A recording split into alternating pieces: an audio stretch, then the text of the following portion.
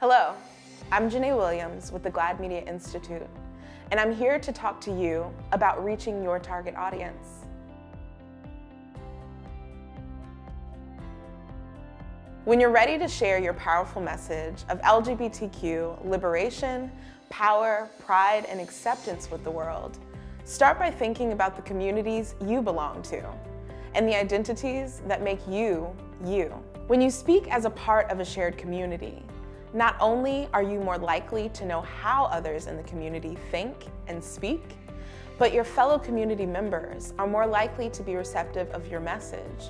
These communities tend to fall into 4 basic categories: geographic, demographic, vocational, and psychographic.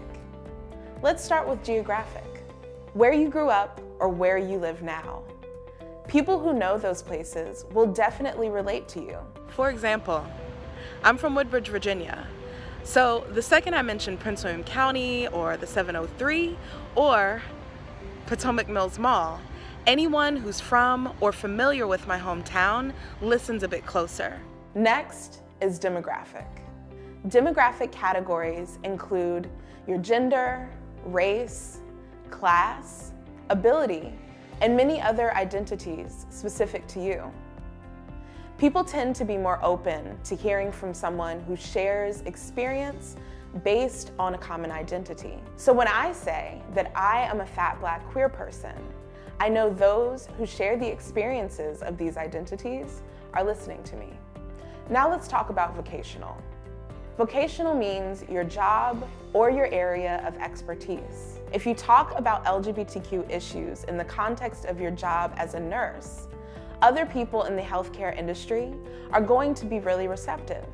As a medical provider, I can tell you how crucial it is for the health and lives of trans people to have knowledgeable, trans-friendly providers. And even if you don't get paid for it, consider yourself an expert in what you do each and every day. That means parenting is also a vocation. The last category is psychographic. This refers to shared beliefs and values.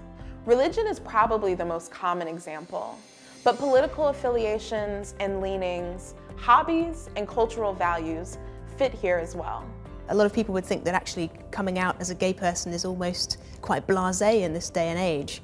But I think I wanted to tell my story just to remind people that there are still pockets of the world, like religion, and I think also places like sport, where it still is a really big deal to speak out about sexuality. Now it's time for you to do a little work. Sit down and make a list of 4 or 5 communities that you belong to, and look for some intersections on that list. Maybe you'll realize that Black Texan moms are an audience you can reach. When you end up talking to the media in an interview or an op-ed, or just telling your story, don't pretend to be something you're not, or tell other people how to think. Choose language and anecdotes that resonate with your target audience, because you already know them, and guess what? They know you. You can learn about reaching your target audience and so much more at a GLAAD Media Institute course. Go to glaad.org/institute to register.